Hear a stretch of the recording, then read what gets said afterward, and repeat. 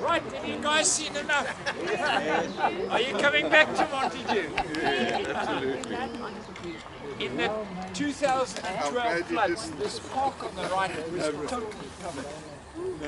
We had a little stream, the Casey River was a stream that took over the whole flood. And it's only now that the grass is now starting to know the houses are but this was this vineyard in front of this olive orchard was totally underwater. The caravan park, the whole area with the trees was all underwater.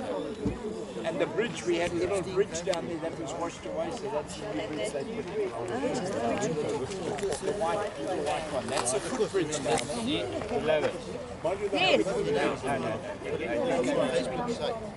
Where's the caravan?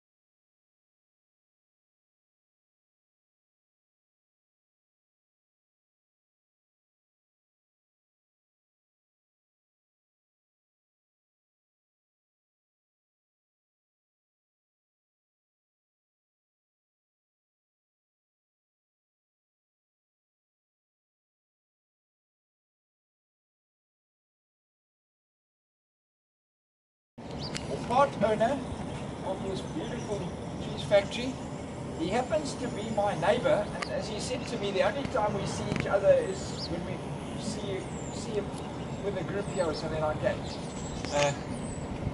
Hendrik, been here a long time. He and his father actually own and run this whole setup, and I think it would spoil it if I had to talk to you.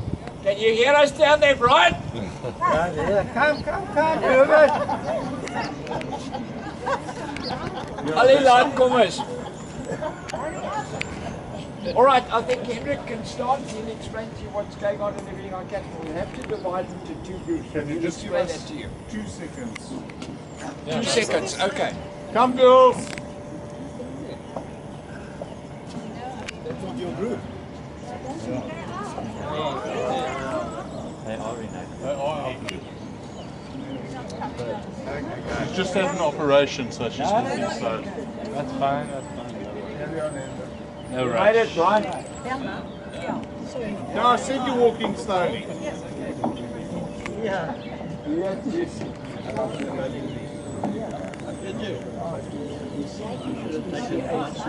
Tell Sandy to sit downstairs there. There's a shop over there. Okay, Henrik, come off work. Okay. Right, good morning. Good morning to you. Alright, welcome to Mooifilet and welcome to Bonnievale. Chose a perfect day.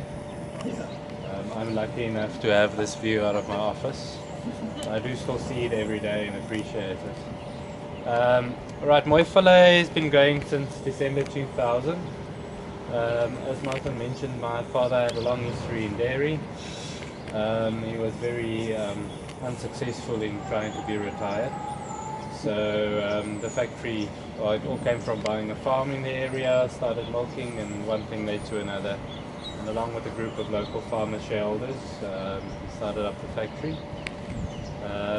I initially joined the business just for 3 months to see what's going on here, hoping to go to Joburg and into the corporate banking world. And we were brine on the river one night, myself and my wife, and we said, well, why not give it a go?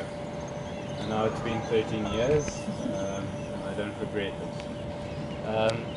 Right, so moi filet, at the moment we produce Gouda cheese, cheddar cheese and butter, both salted and unsalted. We receive about 70,000 litres of milk every day. Our furthest farms are in Greyton and Heidelberg. We try to keep our milk within about a 100-kilometre radius. As the cheese, until it's waxed, it's still breathing and it's still losing moisture. So the Dutch believe that you can never make a plastic sealed block of Gouda that is as good in quality as a Gouda round. What they have to do then is every other day they have to turn these cheeses by hand so that it dries evenly, and after about 14 days it's ready to be waxed. Wax is just a paraffin based wax, dip it twice and it's very, very fast dry. Gouda at about 3 weeks is market ready. Now the Dutch won't touch Gouda before 3 months. South Africans like it really fresh, but it's good for the cash flow, so I don't really complain too much. As the cheddar we keep for a minimum of 5 to 6 weeks. Any questions before we move through? So what they've been doing there now is when they're turning it to... Yeah, so basically we press it at 1 bar for half an hour, and then they turn it, and then it's 2 bars for half an hour. If you press it too hard, too quick. Yeah, exactly. And then they mostly brand it as moi filet. But we do have a pre-packed brand called Rings. Rings? Yeah, R-I-G-G-S. So that's named after the founder of Bonnievale, Christopher Ring. There's a beautiful little state church down in town that he built for his daughter. Where do you find your cheese in Cape We've just started distributing through Checkers, ShopRite and Checkers. We do a lot of business with spas, individual spa shops, but mostly they buy bulk cheese. So they use some of it in their hot food section of that.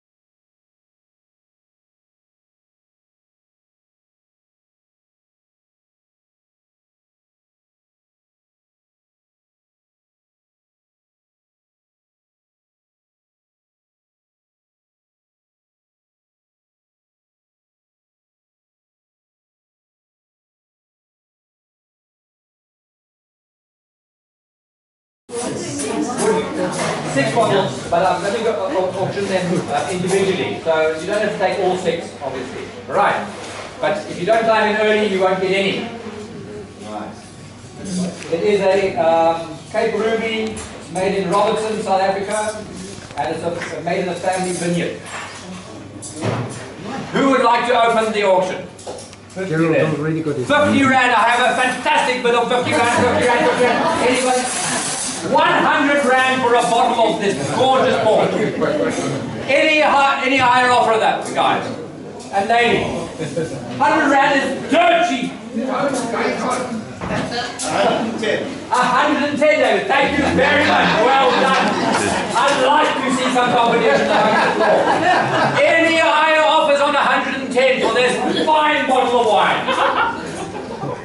Going once. This is your last chance, ladies and gentlemen. Going twice. Thank you very much, David. How many would you like? I've got the choice of taking it. Absolutely. And I know what they want to do. They all want to get it much better. Would you like all 6? Thank you. Can you let it go spare time tomorrow? I forgot to tell you that the proceeds of this auction are going to the NVAR base tournament, which is being hosted in Western Province this year. It was started off last year, 2 years ago in Oudtshoorn. Yeah. Then in Oudtshoorn, and now as an active development tournament. So all this money is going to go towards the Glen sending their Subsidisation. sorry, anyway, it's a great call. Thanks very much. 60% of the youngsters will be from Previously disadvantaged. All right. Let's go on.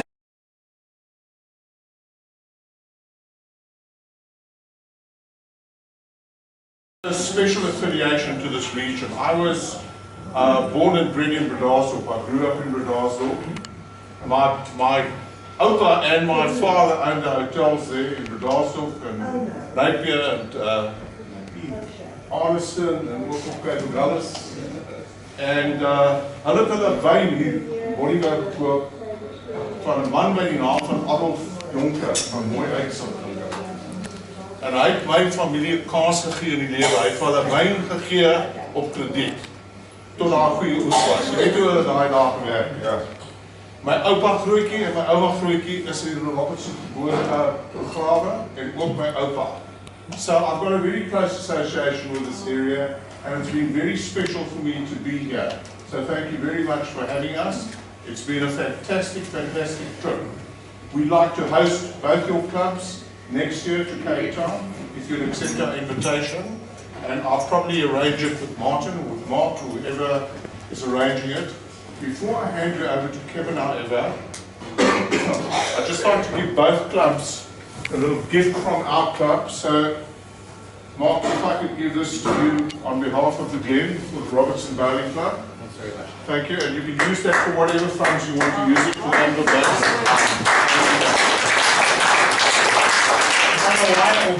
Yes, yes, whatever. And whoever will accept this from the Bonnievale Bowling Club. Thank you very much. Thank you. Okay. Thank you. Thanks. And then, of course, on behalf of all our board members who came here today, we just have to thank Martin and Glen for the effort they put into the organisation, the timing, the program. It's gone fantastically, Martin. And so the guys felt it would be just right to thank you properly, not you really, but Willemien. So we'd like to give you this little envelope. We'd like to give you this little envelope so that you could buy Willemien something really nice.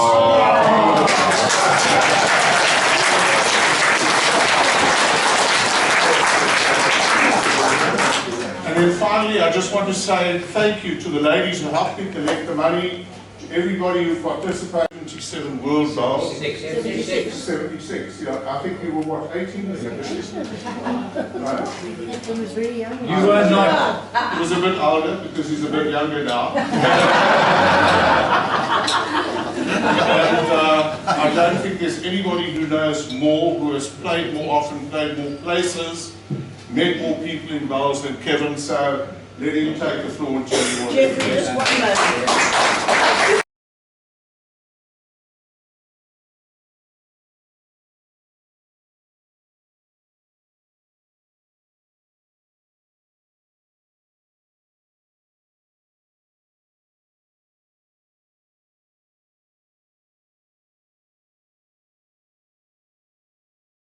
I might get off.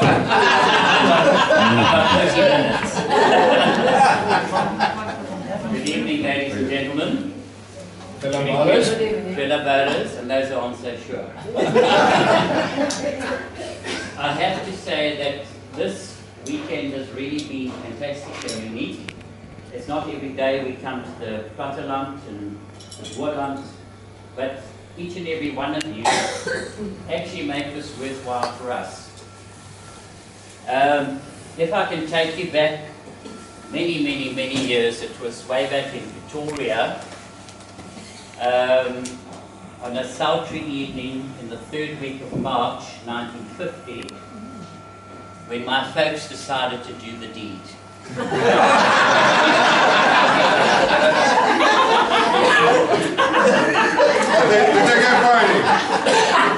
And the fruits of their efforts you see standing here. Unfortunately, I was born on the 24th of December 1950, which is the worst bloody day of the year because every fellow had a birthday. Because you can't get anybody together, and nobody's interested in you anyway, and you only get one present. So as far as that was concerned, that was a bit of a failure. Anyway, growing up as a child, and some of you may remember this, I come from Pretoria, I was born in Pretoria, and we had 2 polio epidemics, one in 1950 and one in 1953. And unfortunately for me, I contracted polio in 1953. So off I was rushed to hospital, intensive care unit, etc., isolation, and the right side of my body was actually paralyzed. So, thank God, we had a house doctor, Dr. Glen, no relation to Oakley Glen, by the way, who was very quick to diagnose it, and off I spent 3 weeks in hospital, and when I came out, for some reason or other, I was fine. Some people today would question that my brain was affected. However, every other part of my body was perfectly fine.